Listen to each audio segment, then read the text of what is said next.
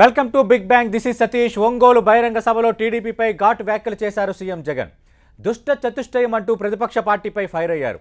నవరత్నాలపై TDP అనవసర రాద్ధాంతం చేస్తుందన్నారు. నవరత్నాలు అమలు చేస్తే ఏపీ మరో శ్రీలంక అవుతుందంటున్నారని, చేయకపోతే అమెరికా అవుతుందంటూ ప్రచారం చేస్తున్నారని మండిపడ్డారు. అసలు వీళ్ళు పార్టీలు నడపడానికి అర్హులేనా అంటూ ఆగ్రహం వ్యక్తం చేశారు. ఎన్నికలప్పుడు ఇచ్చిన హామీలను చంద్రబాబులా పక్కన పడేస్తే రాష్ట్రం అమెరికా అవుతుందా అని ఎద్దేవా చేశారు. ఏపీని శ్రీలంక అనేవారు ప్రభుత్వ పథకాలు ఆపేయమంటారా, లేక వారు అధికారంలోకి వస్తే రద్దు చేస్తారని ప్రశ్నించారు సీఎం జగన్. నిన్న సీఎం జగన్ ఏమన్నారో ఒకసారి చూద్దాం. నా ఎస్టీలకు, నా బీసీలకు, నా మైనారిటీలకు, పేద వర్గాల్లో అందుతా ఉన్న ఈ లబ్ధిని, ఈ పథకాలన్నింటినీ కూడా ఆపేయాలని ఆ ఎల్లో పార్టీ, ఆ ఎల్లో మీడియా, వారిద్దరికీ ఒక ఎల్లో దత్తపుత్రుడు. ఈ పథకాలు అమలు చేస్తే రాష్ట్రం శ్రీలంక అయిపోతుందట. ఆశ్చర్యం అనిపిస్తుంది నిజంగా. ఏకంగా గోబల్స్ ప్రచారం మొదలుపెట్టారు. పేదలకు మనం సంక్షేమ అభివృద్ధి పథకాలను మనం అమలు చేస్తే రాష్ట్రం శ్రీలంక అవుతుందట. కానీ ఎన్నికలప్పుడు ఇచ్చిన ఏ ఒక్క హామీని బాబు మాదిరిగా అమలు చేయకపోతే ఎన్నికలు అయిపోయిన తర్వాత ఎన్నికలప్పుడు ఇచ్చిన ఆ మేనిఫెస్టోను చెత్తబుట్టలేకి పడేస్తే మాత్రం రాష్ట్రం అమెరికా అవుతుందట. నిలిపివేయాలని ఎల్లో పార్టీలు, yellow media, yellow party, yellow media, వారి దత్తపుత్రుడు వీళ్ళంతా కూడా అడుగుతా ఉన్నారు. వీళ్ళందరినీ కూడా మీ తరపున నేను ప్రశ్నిస్తా ఉన్నాను, మీరు కూడా ప్రశ్నించండి. ఇటువంటి వాళ్ళు నిజంగా మనుషులేనా అని చెప్పి ఒక్కసారి అడగండి. ఇటువంటి వాళ్ళు రాజకీయ పార్టీలకు నడపడానికి అర్హులేనా అని చెప్పి మీరే అడగండి. ఇటువంటి వారు ప్రజా జీవితంలో ఉండడానికి అర్హులేనా అని చెప్పి మీరే అడగండి. నేను ఒకటి చెప్తా ఉన్నా మీ అందరికీ కూడా, చంద్రబాబు హయాంలో అయినా కూడా, మన హయాంలో అయినా కూడా ప్రభుత్వానికి వచ్చే ఆదాయం అదే, చేస్తున్న అప్పులు అవే. మరి ఆయన హయాంలో ఆయనకు వచ్చిన ఆదాయము అదే, ఆయన చేసిన అప్పులు అవే. మన హయాంలో మనకొచ్చిన ఆదాయము ఇంతే, చేస్తున్న అప్పులు కూడా కాస్తో కూస్తో ఆయన కంటే ఇంకా తక్కువే. మరి అలాంటప్పుడు జగన్ ఎలా చేయగలుగుతా ఉన్నాడు? ఆ పెద్ద మనిషి ఎందుకు చేయలేకపోయాడు ప్రజలకు మంచి అన్నది ఒక్కసారి ప్రతి ఒక్కరూ కూడా గుండెల మీద చేతులు వేసుకొని ఆలోచన చేయమని అడుగుతా ఉన్నా. కారణం, జగన్ బటన్ నొక్కుతున్నాడు, నేరుగా ప్రజల దగ్గరికి పోతా ఉంది. చంద్రబాబు నాయుడు గారు బటన్ నొక్కడు. శ్రీలంక అనేవారు పథకాలు ఆపేయమంటారా, లేక వాళ్ళ అధికారంలోకి వస్తే ఇప్పుడు అమలవుతున్న పథకాలను ఆపేస్తారా? ఇది ముఖ్యమంత్రి వైఎస్ జగన్ ప్రతిపక్షాలను ఉద్దేశించి చేసిన సవాల్. మరి ఈ సవాల్ను టీడీపీ స్వీకరిస్తుందా? ఇదే అంశంపై బిగ్ బ్యాంగ్ డిబేట్లో మాట్లాడబోతున్నాం. చర్చలో పాల్గొంటున్నారు టీడీపీ సీనియర్ నేత, శాసనమండలి మాజీ సభ్యులు, ప్రస్తుతం రాష్ట్ర ప్రధాన కార్యదర్శిగా ఉన్న చెంగల్రాయుడు గారు, అలాగే వైఎస్ఆర్ కాంగ్రెస్ పార్టీ నుంచి ఆ పార్టీ జాతీయ అధికార ప్రతినిధి, ఆంధ్రప్రదేశ్ ట్రేడ్ ప్రమోషన్ కార్పొరేషన్ చైర్మన్గా ఉన్న రవిచంద్రారెడ్డి గారు విజయవాడ నుంచి లైవ్లో పాల్గొంటున్నారు. రైట్, చెంగల్రాయుడు గారు, పదే ఆంధ్రప్రదేశ్ శ్రీలంక అయిపోయింది, ఈ పథకాల వల్ల, ఈ ఆర్థిక కష్టాల వల్ల మరో శ్రీలంకగా మారుతుందని దుష్ప్రచారం చేస్తున్నారు. అంటే ఇప్పుడు అమలవుతున్న పథకాలు ఆపేయమని ప్రతిపక్షం కోరుతోందా, లేదంటే అధికారంలోకి వస్తే ఇప్పుడు అమలవుతున్న ప్రజా సంక్షేమ కార్యక్రమాలను ఆపేస్తామని చెప్పకనే చెప్తుందా? దమ్ముంటే చెప్పాలంటే నేను ముఖ్యమంత్రి జగన్ సవాల్ విసురుతున్నారు. స్వీకరిస్తారా సవాల్?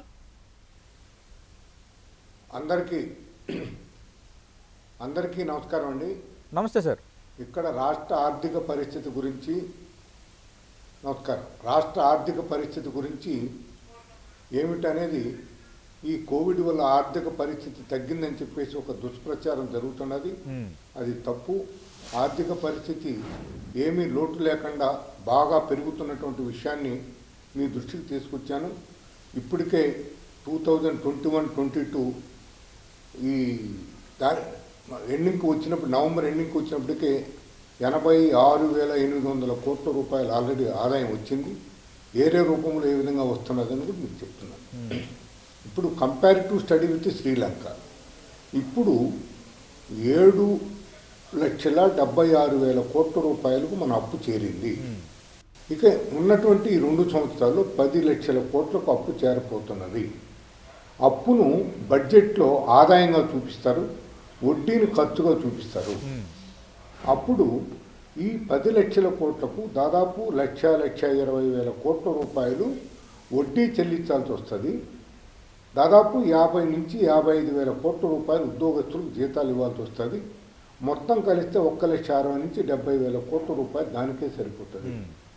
సంక్షేమ పథకాలకు మేము ఆదాయాన్ని పెంచి సంక్షేమాన్ని పెంచుకోవాలి.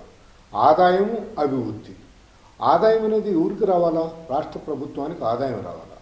అభివృద్ధి ఊరికి ఆదాయము వస్తేనే అభివృద్ధి సంక్షేమం 2 జరుగుతాయి. ఆదాయం లేకుండా అప్పులు తీసుకొచ్చి నీవు సంక్షేమం మీద పెడుతున్నారు, అభివృద్ధి మీద పెట్టలేదు. ఒక చిన్న ఎగ్జాంపుల్, పల్లెటూరు సామెత ఒక చెప్తాను. ఒక గ్రామం నుంచి ఇంకొక గ్రామానికి ఒక తార్ రోడ్డు వేస్తే ఆ తార్ రోడ్డుకు ఉన్నటువంటి ఇరుపక్కల భూములకు మంచి వాల్యూ వస్తే అప్పుడు రిజిస్ట్రేషన్ వాల్యూ పెరిగితే రాష్ట్రానికి ఆదాయం వస్తుంది. రాష్ట్రానికి ఆదాయం వచ్చే పనులు మీరు చేయకుండా శ్రీలంకతో కంపారిటివ్ స్టడీ చేస్తే ఈరోజు గ్యాస్ ఇక్కడ 1,050 రూపాయలు, అక్కడ 2,700 రూపాయలు గ్యాస్ సిలిండర్. డీజిల్ దొరకటం లేదు అక్కడ. అంటే గ్యాస్ సిలిండర్ 1,050 ఉండడం ఆంధ్రప్రదేశ్ లో వైఎస్ఆర్ కాంగ్రెస్ పార్టీ ప్రభుత్వం చేసిన తప్ప? వైఎస్ఆర్ కాంగ్రెస్ పార్టీ ప్రభుత్వ నిర్ణయమా? పెట్రోల్ డీజిల్ ధరలు పెరగడం వైఎస్ఆర్ కాంగ్రెస్ పార్టీ దాని మీద నిర్ణయం చెప్పాం. దాని ఏమనండి గ్యాస్ సిలిండర్ ఖరీదంతా, సెంట్రల్ ట్యాక్స్ ఎంత, రాష్ట్ర ట్యాక్స్ ఎంత? అందులో 450 రూపాయలు రాష్ట్ర ట్యాక్స్ పడుతున్నది సార్. ఒరిజినల్ సిలిండర్ ఖరీదెంత? డీజిల్ నిన్ననే నేను బెంగళూరు నుంచి వచ్చానండి. అక్కడ 94 రూపాయలు డీజిల్, ఇక్కడ 106 రూపాయలండి. 106 రూపాయలండి. 106 అంటే 12 రూపాయల 40 పైసలు డీజిల్. కర్ణాటకకు ఆంధ్రాకు తేడా. మీకు ఏదైనా డౌట్ ఉంటే ఎవరికైనా అక్కడ కర్ణాటక వాళ్ళకి ఫోన్ చేసి కనుక్కోండి. మద్రాసుకు ఈడికి వచ్చేసి 108 రూపాయలు తేడా. డీజిల్ ఖరీదు ఎంత పెరిగితే అంత ట్రాన్స్పోర్ట్ ఖరీదు పెరుగుతుంది. ట్రాన్స్పోర్ట్ ఖరీదు పెరిగిన దానివల్ల గూడ్స్ ఖరీదు పెరుగుతాయి, ఎసెన్షియల్ కమోడిటీస్ రేట్ పెరుగుతున్నాయి.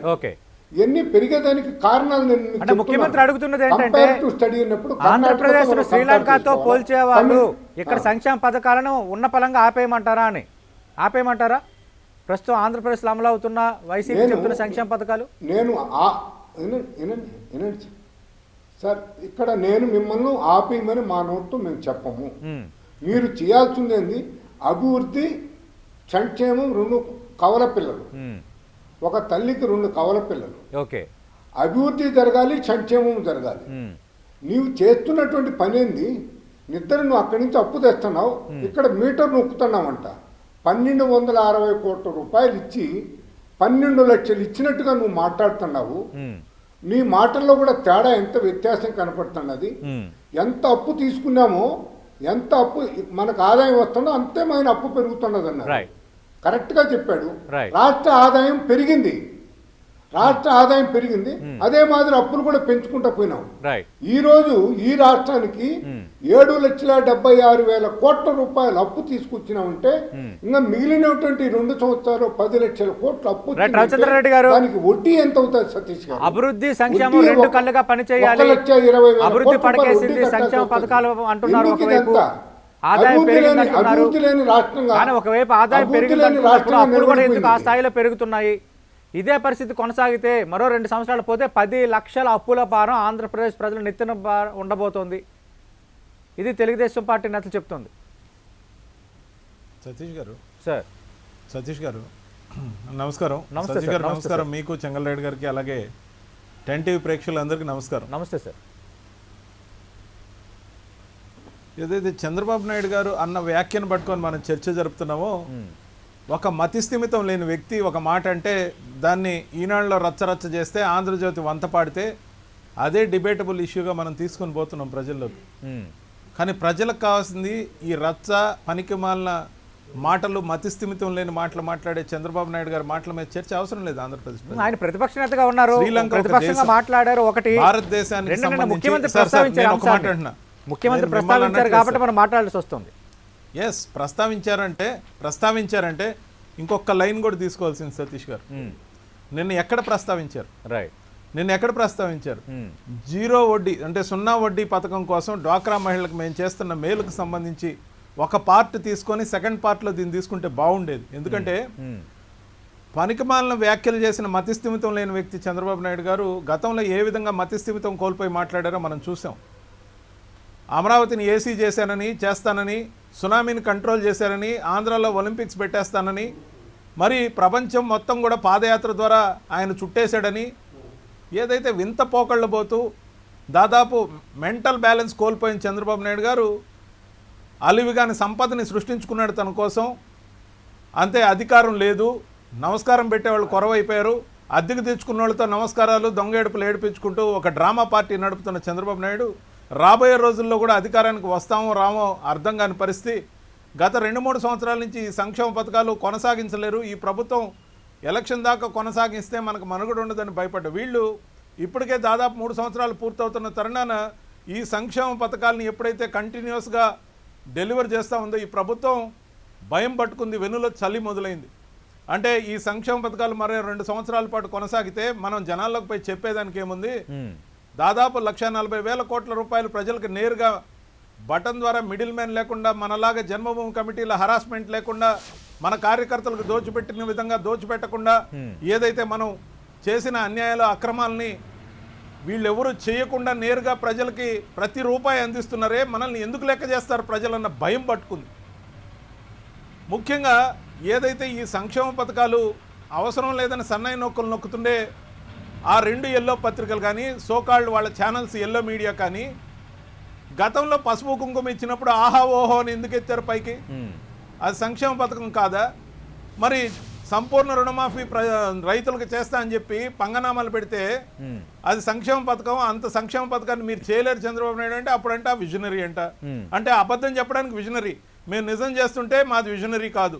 పేదలను అప్లిఫ్ట్ చేస్తే వీళ్ళకి ఏడుపు, పేదల నోటికాడు కూడి తీయడం వీళ్ళ హక్కు, వీళ్ళకి అధికారం తప్ప వేరేది ఏది లేదు సార్ దిక్కు, అధికారం మాత్రమే వీళ్ళకి కావాల్సిన దిక్కు. ఆ వైపు మాత్రమే గోబెల్స్ ప్రచారం చేసుకుంటూ సిగ్గుశరం నీచత్వానికి పరాకాష్ఠగా సిగ్గుశరం లేకుండా ఆ ఎల్లో మీడియా ఎల్లో పత్రికలతో మేము ఈరోజు యుద్ధం చేస్తున్నామంటే జగన్మోహన్ రెడ్డి గారు చెప్తున్న ప్రతి మాట నిజం. ప్రజలకి నేరుగా కనెక్ట్ అయిన నాయకుడుగా జగన్మోహన్ రెడ్డి గారు ఓపెన్ ఛాలెంజ్ ఏంటంటే మేము మంచి చేస్తే ఆశీర్వదించండి, మీరు చెడ్డ చేస్తే దాన్ని దేశించండి అంటున్నాడు. దమ్మున్న మనగాడి మాట ఇది. నిజంగా ప్రజలకు మేలు చేశాం కాబట్టి ఖచ్చితంగా నిజాలే చెప్తాం. ఓకే, ఇకపోతే అప్పులు కంపారిజన్ అన్నారు సార్. నేను అదే అడుగుతున్నా,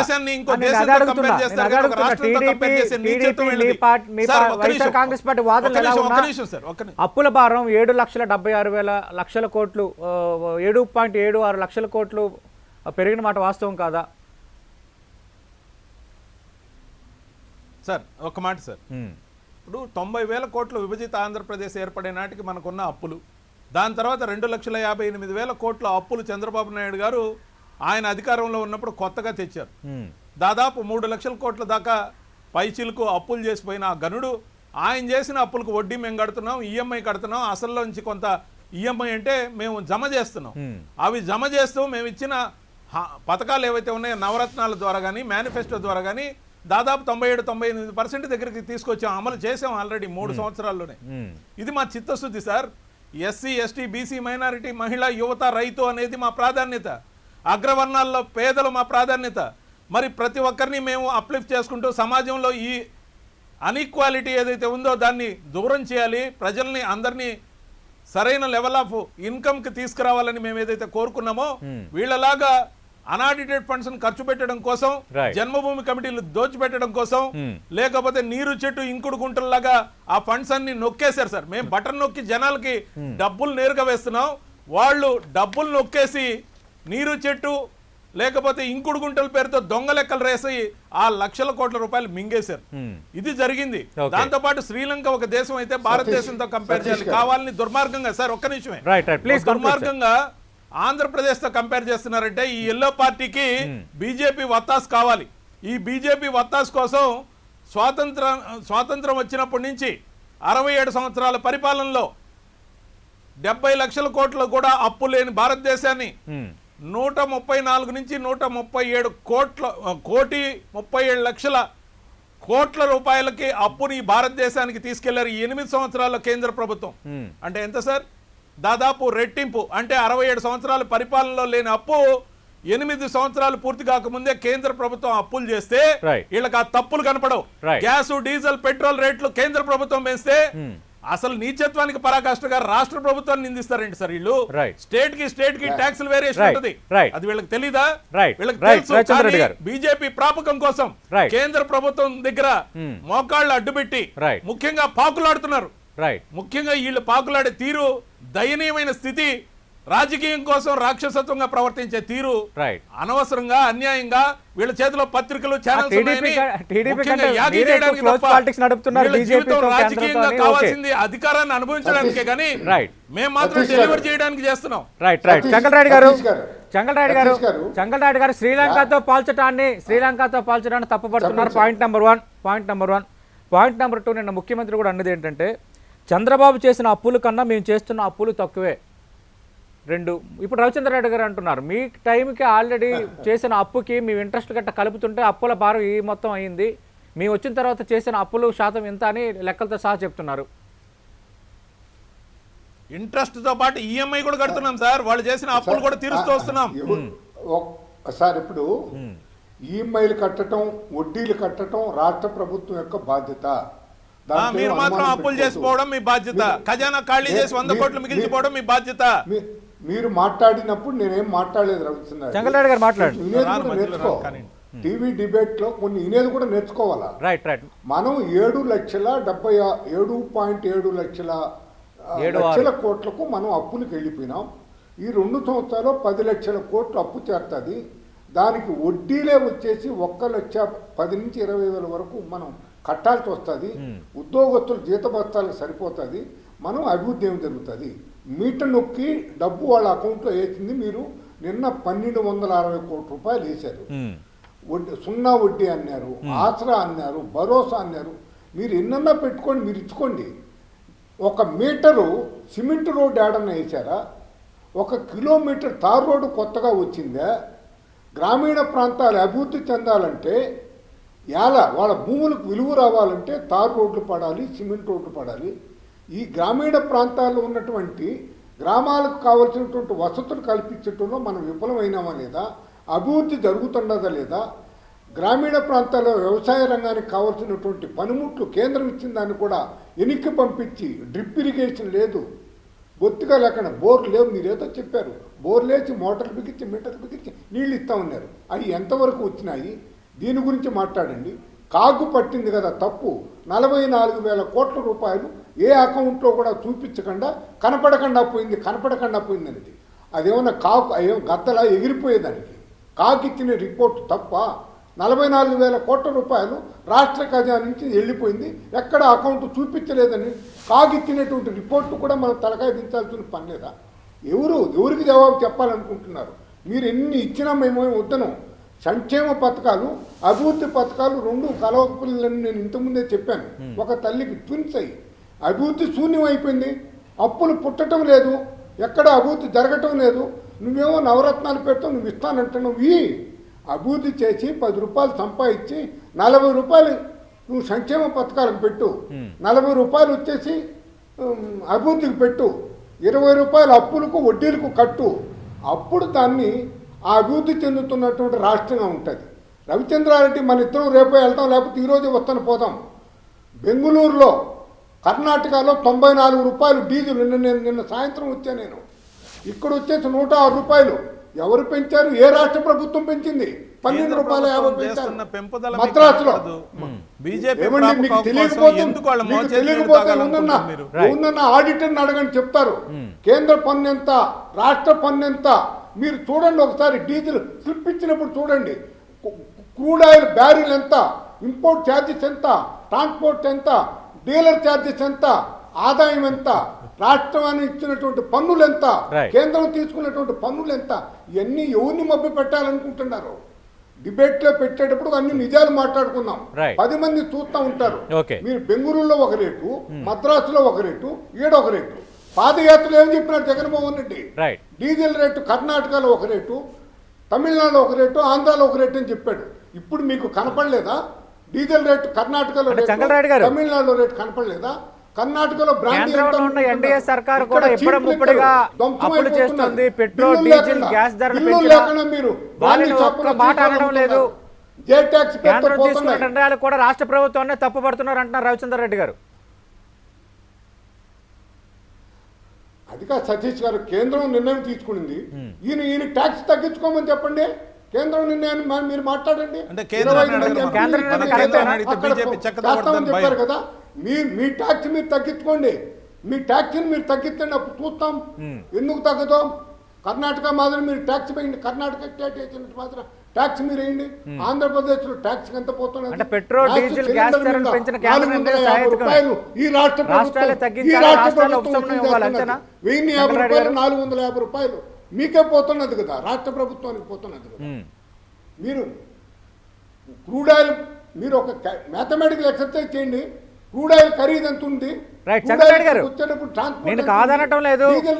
5 రాష్ట్రాలు ఎన్నికలున్న 150 రోజులు ఎందుకు ధరలు పెంచట్లేదంటే ఇప్పటికీ బీజేపీ నేతలు సరైన సమాధానం చెప్పలేక తడబడుతున్న సందర్భం మనకు కనిపిస్తూనే ఉంది.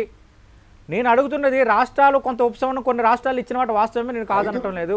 కానీ అదే సందర్భంలో పెట్రోల్ డీజిల్ గ్యాస్ ధరలు పెంచడం విషయంలో కేంద్ర నిర్ణయం సహాయతగా టీడీపీ చెప్పదలుచుకుందా? రాష్ట్రాలనే దోషులుగా నిలబెట్టదలుచుకుందా? మీరు సార్ ఇప్పుడు నేను కేంద్రం పెంచినా రాష్ట్రం పెంచినా అది పేదోళ్ళ మీద భారం పడకూడదు. సింపుల్ అండి, వాళ్ళు డీజిల్ రేట్ పెంచితే ట్రాన్స్పోర్ట్ ఛార్జ్ పెరుగుతుంది. కూరగాయలు రావాలండి, కూరగాయలు ట్రాన్స్పోర్ట్ చేసిన సార్ సతీష్ గారు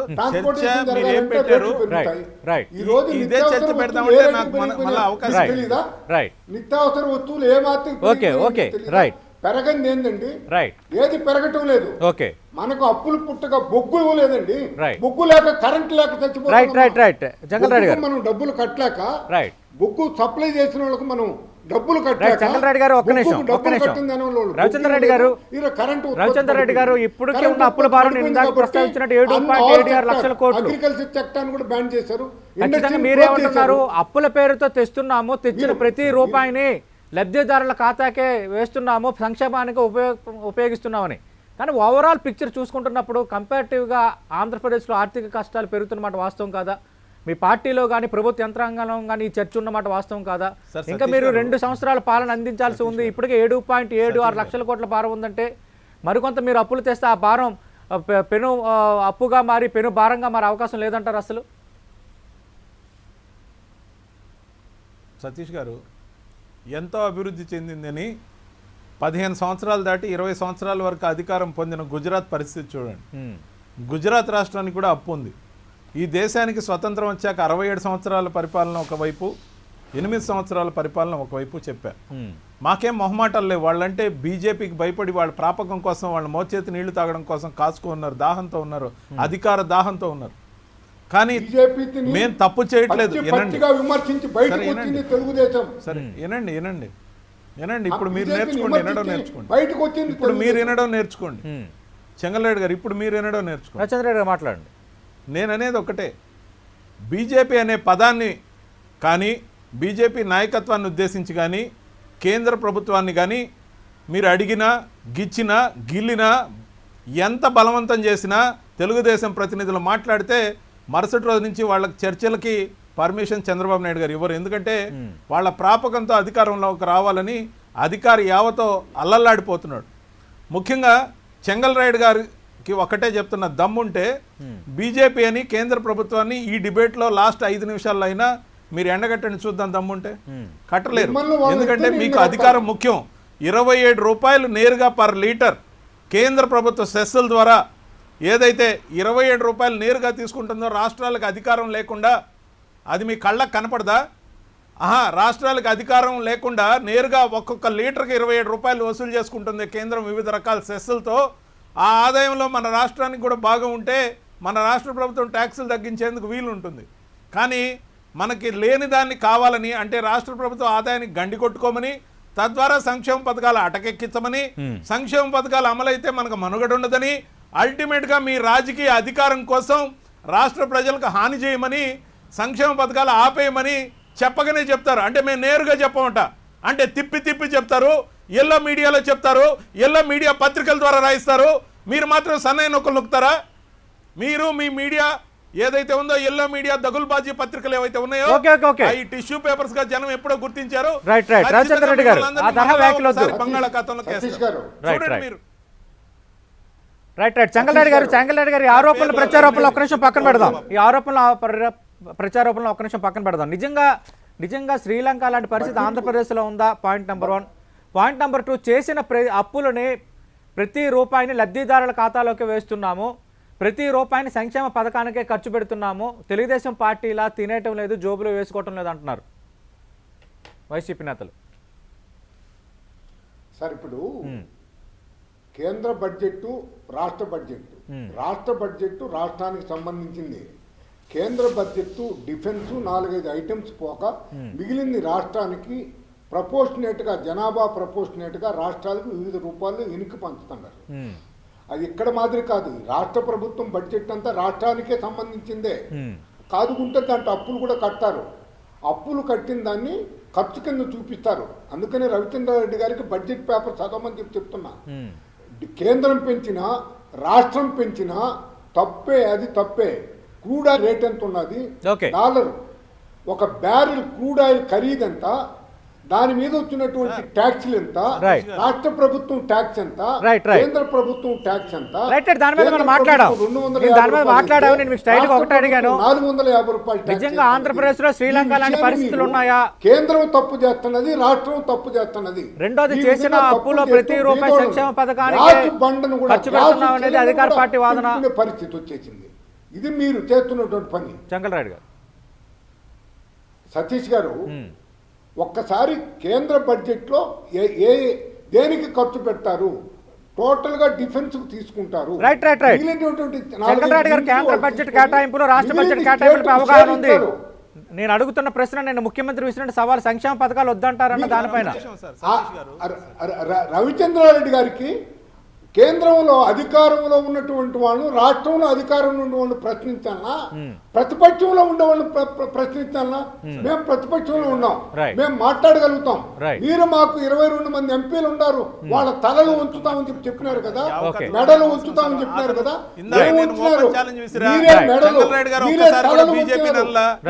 కేంద్ర ప్రభుత్వాన్ని నిందించట్లా, 27 రూపాయల సెస్సుల గురించి చెప్పట్లా. నేను ఒక్కటే చెప్పదలుచుకున్నా. ఒక్క నిమిషం సార్, నేను కంక్లూడ్ చేస్తాను.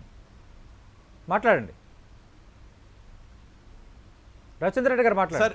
ఒక్క విషయం స్పష్టం, నేను ఇందాక చెప్పా, మీరు గిచ్చినా గిల్లినా అడిగినా ఎంత ఇబ్బంది పెట్టినా వాళ్ళు బీజేపీని ఒక మాట అనలేరు. వాళ్ళ దైన్యం అలాంటిది.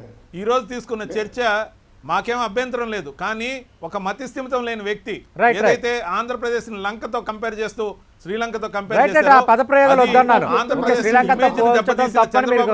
ప్రజలు ఒక్క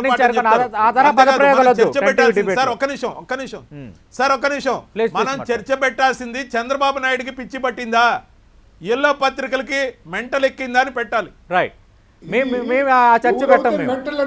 వాళ్ళకి మెంటల్ ఉండబట్టే చంద్రబాబు నాయుడు గారు అధికారంలో కోల్పోతే కాదు, అధికారం కోల్పోతే వాళ్ళు ఇబ్బంది పడుతున్నారు కాబట్టి, వాళ్ళకి ఆదాయ వనరులు తగ్గాయి కాబట్టి తమ నాయకుడిని అధికారంలోకి తెచ్చుకోవాలని పిచ్చి రాతలు పిచ్చి పిచ్చిగా పచ్చ పచ్చగా రాస్తున్నారు. రైట్, చెంగల్రెడ్డి గారు, సాక్షి పేపర్లో రాసినట్టు ఎన్ని కోర్టుకి వస్తే సాక్షి పేపర్ మూసుకోవాల్సి వస్తుంది. చెంగల్రెడ్డి గారు, ఫైనల్ గా ఏం చెప్తారు? జనం కోర్టులో తెరుచుకుందాం, జనం కోర్టులో తెలుసుకుందాం రాబోయే రోజుల్లో. ఎంతున్నా మేము కూడా చెప్తాం జనానికి. చెంగల్రెడ్డి గారు, అప్పుల రూపంలో చేసిన ప్రతి రూపాయి సంక్షేమ పథకానికే ఖర్చు పెడుతున్నాం అంటున్నారు. సార్ వాళ్ళ అప్పులు కడుతున్నాం, వాళ్ళు చేసిపోయిన 3,58,000 కోట్లకు అప్పులు వడ్డీలు కడుతున్నాం. ఖచ్చితంగా కట్టాలి. మా ఖాతాలో లెక్క చెప్తారేంటి? కట్టాలి. ఎవరు రారు, మేమే ఆంధ్రప్రదేశ్ బాగు చేస్తాం, మేమే మళ్ళీ అధికారంలోకి వస్తాం, మేమే ఆంధ్రప్రదేశ్ ని అభివృద్ధి పదంలో రాబోయే రోజుల్లో కూడా బాధ్యత మాదే. ముందు ప్రభుత్వం చేసిన అప్పులు భారం ఖచ్చితంగా నెక్స్ట్ ప్రభుత్వం అడ్రస్ చేయాలి, నెక్స్ట్ ప్రభుత్వం చేసిన అందుకే సార్ చెప్తున్నా, రాబోయే రోజుల్లో కూడా బాధ్యత మాదే. రైట్, మేము మరింత బాధ్యతగా ఆంధ్రప్రదేశ్ అప్పులు కడతాం. రైట్, మీరు అప్పులు కట్టేది ఏదండి? రేపు వచ్చేది మేము గవర్నమెంట్ మేమే వస్తామండి. మీరు ఇంకా రారు. మీరు జనంలో లేరు. మీకు ఇంకా అధికారం జగన్ రాదు. ముఖ్యమంత్రి అది కూడా అన్నారు. ముఖ్యమంత్రి అది కూడా అన్నారు. సార్ ఈ సంక్షేమ పథకాల ద్వారా భారం పెరిగిపోతుంది, అప్పుల భారం పెరిగిపోతుంది కాబట్టి ఒకవేళ మీరు అధికారంలోకి వస్తే ఈ సంక్షేమ పథకాలన్నీ రద్దు చేస్తారన్న ప్రశ్న కూడా సీఎం వేశారు. ఒకవేళ మీరు అధికారంలోకి వస్తే ఈ సంక్షేమ పథకాలన్నీ రద్దు చేస్తారా? సార్ ఇప్పుడు ఈ నవరత్నాలు రద్దు చేస్తారా? మేము ఏదైతే చెప్తామో ముఖ్యమంత్రి అడుగుతున్న ప్రశ్న నేను అడుగుతుంది కాదు. అవును, సంపూర్ణ రుణమాఫీ చేసేశారు రైతులకి. మన సమయంలో స్ట్రైట్ గా అడుగుతున్నా, నేను సమయంలో స్ట్రైట్ గా అడుగుతున్నా. నిన్న ముఖ్యమంత్రి ఒంగోలు సభావేదికగా టీడీపీని ఉద్దేశించి అడిగిన ప్రశ్న, ఒకవేళ మీరు అధికారంలోకి వస్తే ఈ నవరత్నాలు సంక్షేమ పథకాలు ఆపేస్తారా? సార్ ఇప్పుడు రాష్ట్ర బడ్జెట్ల గురించి, సంక్షేమ పథకాల గురించి, సంక్షేమము అభివృద్ధి ఒక తల్లికి కలవ పిల్లలని నేను చెప్తున్నటువంటి విషయాన్ని దృష్టిలో పెట్టుకొని మేము బీదలకు అందాల్సినటువంటి ఏ ప్రోగ్రామ్, ఇప్పుడు రంజాన్ నెల వినండి, రంజాన్ నెల రంజాన్ తోఫాన్ ఎగరగొట్టింది ఊరు, రంజాన్ తోఫాన్ ఎగరగొట్టింది ఊరు, సంక్రాంతి కానుకలు ఎగరగొట్టింది ఊరు, అన్న క్యాంటీన్ ఎగరగొట్టింది ఊరు, బీదలకు కూడు లేకుండా కరెంటు లేకుండా కావాల్సింది కొనుక్కునేలా చేస్తున్నాం. ఏమి చేశారు? వాళ్ళకి నేరుగా ఆర్థిక సహకారం అందిస్తున్నాం. రాజేంద్ర రెడ్డి గారు